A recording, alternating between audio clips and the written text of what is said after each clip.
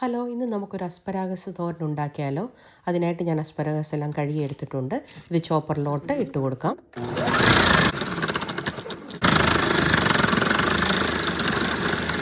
അങ്ങനെ അസ്പരാഗസ് നന്നായിട്ട് ഇവിടെ ചോപ്പ് ചെയ്ത് വന്നിട്ടുണ്ട്. കടുക് വറുക്കുന്നതിനായിട്ട് അല്പം വെളിച്ചെണ്ണ ഒഴിക്കാം. കടുകിട്ട് പൊട്ടിക്കാം.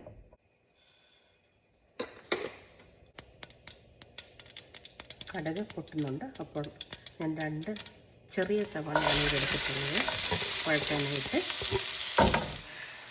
ഈ ഉള്ളി ഒന്ന് വഴറ്റുമ്പോൾ കറിവേപ്പില ഇടാം. അതിനുശേഷം ഇച്ചിരി പച്ചമുളക് ഇടാം. നിങ്ങൾക്ക് എരി അനുസരിച്ച് 1 or 2 ഇടാം. ഞാനിവിടെ 2 പച്ചമുളക് എടുത്തിട്ടുണ്ട്. അധികം എരിയില്ലാത്തതാണ്. ഈ ഉള്ളി ഒന്ന് വഴണ്ട് വന്നിട്ടുണ്ട്.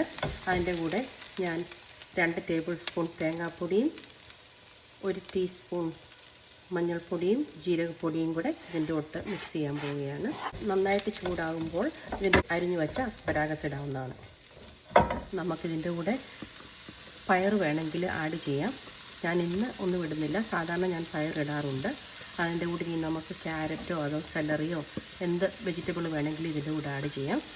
ഇതിൽ ഞാൻ ജസ്റ്റ് ഉള്ളിയും അസ്പരാഗസും മാത്രമേ ആഡ് ചെയ്തിട്ടുള്ളൂ. ഇതിൽ കൂട്ടി വെച്ചൊന്ന് വേകാൻ വേണ്ടി വെക്കും. വെള്ളം ഒഴിക്കേണ്ട ആവശ്യമില്ല. ഇത് പെട്ടെന്ന് വേകുന്ന സാധനമാണ്. അങ്ങനെ നമ്മൾ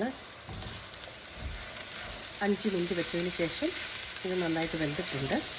ഇതിനധികം വേവില്ലാത്ത സാധനമാണ്.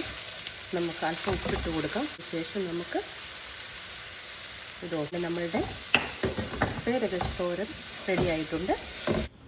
എന്നാൽ പിന്നെ നിങ്ങൾ ഇതൊന്ന് ട്രൈ ചെയ്യൂ. എന്നിട്ട് കമൻ്റ് ഇടൂ. Subscribe for more videos. Thank U.